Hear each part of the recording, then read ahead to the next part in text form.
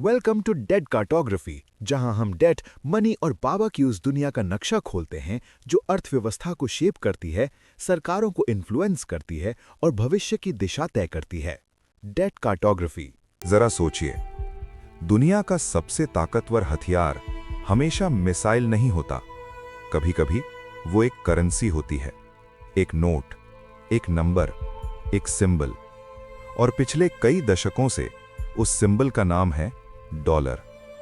ये सिर्फ अमेरिका का पैसा नहीं है, ये दुनिया के ट्रेड में है, दुनिया के ऑयल में है, दुनिया के डेट में है, दुनिया के रिजर्व्स में है, दुनिया के फियर में है। और यही इसे डेंजरस बनाता है, क्योंकि डॉलर सिर्फ इस्तेमाल नहीं होता, डॉलर दुनिया को शेप करता है। लेकिन डॉलर हमेशा से राजा नहीं था। एक समय था जब दुनिया पर राज था ब्रिटिश पाउंड का, क्योंकि एम्पायर ब्रिटेन का था, समुद्र उसके थे, ट्रेड रूट्स उसके थे, फाइनेंशियल पावर उसके पास थी।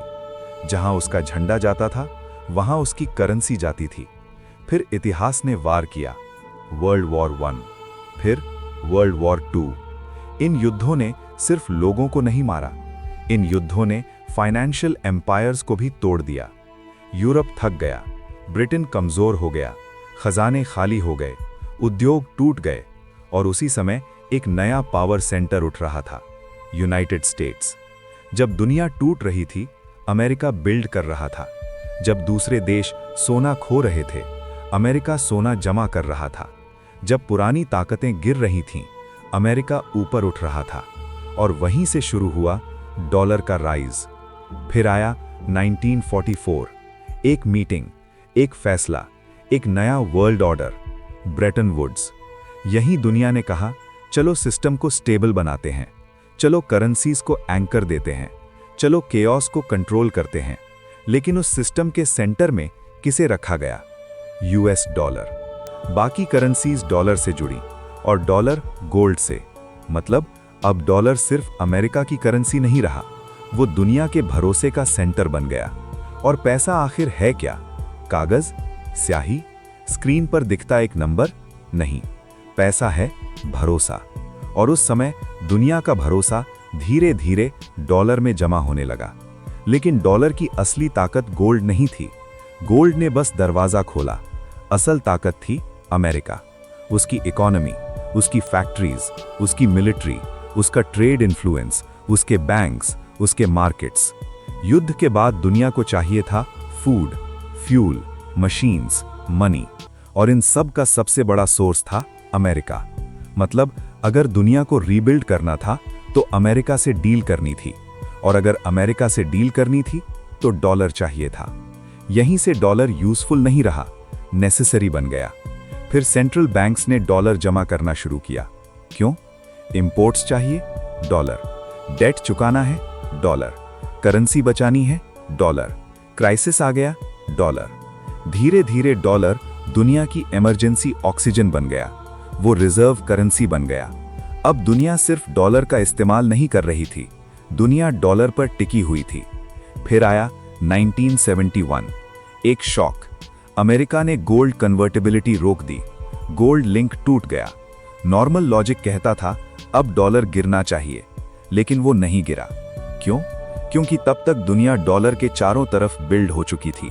ट्रेड डॉलर में, डेट डॉलर में, रिजर्व्स डॉलर में, कमोडिटीज डॉलर में, बैंकिंग डॉलर में। मतलब शुरुआत में डॉलर को ताकत गोल्ड ने दी थी, लेकिन बाद में डॉलर की सबसे बड़ी ताकत बन गई डिपेंडेंसी। और डिपेंडेंसी से बड़ा पावर सोर्स कोई नहीं होता। जब लोग आपको इसलिए नहीं चुनते क्योंकि आप सबसे अच्छे हैं, बल्कि इसलिए चुनते हैं क्योंकि आपके बिना सिस्टम नहीं चलता, तब आप इंपॉर्टेंट नहीं रहते, आप अनअवॉइडेबल बन जाते हैं। डॉलर वही बन गया। अब कहानी आज पर आती है, और यहीं ये स्क्रिप्ट सबसे ज्यादा डेंजरस हो जाती है, क्योंकि आज की दुनिया में तस्वीर कुछ ऐसी है। चाइना बनाता है, अमेरिका खरीदता है। एक तरफ फैक्ट्रीज हैं, दूसरी तरफ कंज्यूमर्स। एक तरफ प्रोडक्शन है, दूसरी तरफ demand. China global manufacturing power house बन चुका है, अमेरिका कंजम्पशन ड्रिवन जायंट बना हुआ है। मतलब सामान कहीं और बन रहा है, लेकिन बाइंग पावर कहीं और बैठी है। और दोनों के बीच का फाइनेंशियल वायर, डॉलर। यही मॉडर्न सिस्टम का ब्रूटल ट्रूथ है। चाइना दुनिया का वर्कशॉप है, अमेरिका दुनिया का चेकआउट काउंटर है और बिलिंग लैंग्वेज अब भी डॉलर है। लेकिन यहीं एक अनकंफर्टेबल सवाल उठता है, अगर अमेरिका इतना कंज्यूम करता है तो वो फाइनेंस कैसे करता है? डेट से। और यही कहानी को और इंटेंस बना देता है, क्योंकि आज अमेरिका पर नेशनल डेट का पहाड़ खड़ा है, 38 ट्रिलियन डॉलर से भी ऊपर। सोचिए, एक ऐसा देश जिसकी करेंसी पर पूरी दुनिया टिकी है, उसी देश पर इतना बड़ा कर्ज है। नॉर्मल दुनिया में इक्वेशन सिंपल होती है, ज्यादा डेट मतलब कम ट्रस्ट। लेकिन डॉलर सिस्टम में इक्वेशन इतनी सिंपल नहीं है। क्यों? क्योंकि दुनिया को अब भी चाहिए safe assets, liquidity, treasury market, dollar funding, crisis shelter. यही पैराडॉक्स है। अमेरिका पर डेट बढ़ता है, फिर भी दुनिया डॉलर से भाग नहीं पाती, क्योंकि प्रॉब्लम सिर्फ अमेरिका नहीं है। प्रॉब्लम यह है ऑल्टरनेटिव कौन है। फिर आता है ऑयल। मॉडर्न दुनिया की नसों में जो एनर्जी बहती है उसका नाम है ऑयल। और जब ऑयल ट्रेड में डॉलर डोमिनेंट बन गया तो हर एनर्जी इंपोर्टिंग कंट्री को डॉलर चाहिए था, चाहे वो अमेरिका का दोस्त हो चाहे राइवल हो। एनर्जी चाहिए, डॉलर चाहिए। यानी डॉलर सिर्फ फाइनेंस का टूल नहीं रहा, वो नेसेसिटी बन गया। फिर आता है डेट मार्केट। दुनिया भर की गवर्नमेंट्स, कंपनीज, बैंक्स डॉलर में उधार लेने लगीं, क्योंकि डॉलर मार्केट बड़ा था, डीप था, लिक्विड था। लेकिन इस सिस्टम में एक हिडन ट्रैप था। अगर आपने डॉलर में बोरो किया है तो रीपे भी डॉलर में करना होगा। मतलब आपकी लोकल इकोनॉमी कमजोर हो सकती है, आपकी करेंसी गिर सकती है, आपकी पॉलिटिक्स हिल सकती है, लेकिन आपको डॉलर चाहिए ही चाहिए। यानी डॉलर सिर्फ ट्रांजैक्शन करेंसी नहीं रहा, डॉलर ऑब्लिगेशन बन गया। और जिस करेंसी में दुनिया की लायबिलिटीज लिखी जाएं, उसकी पावर बहुत गहरी हो जाती है। अब सबसे इंटरेस्टिंग चीज, जब क्राइसिस आता है, मार्केट्स टूटते हैं, फियर बढ़ता है, लोग कहां भागते हैं? अक्सर उसी डॉलर की तरफ। यही उसकी सबसे बड़ी साइकोलॉजिकल जीत है। गुड टाइम्स में भी डॉलर, बैड टाइम्स में भी डॉलर, ग्रोथ में भी डॉलर, फियर में भी डॉलर। यानी दुनिया सिर्फ डॉलर पर चलती नहीं है, दुनिया पैनिक में भी डॉलर को ढूंढती है। और यही सुप्रीमेसी है। तो डॉलर की पावर सिर्फ इकोनॉमिक्स नहीं है, ये जियोपॉलिटिक्स है, ये लेवरेज है, ये इन्फ्लुएंस है, ये रूल सेटिंग पावर है।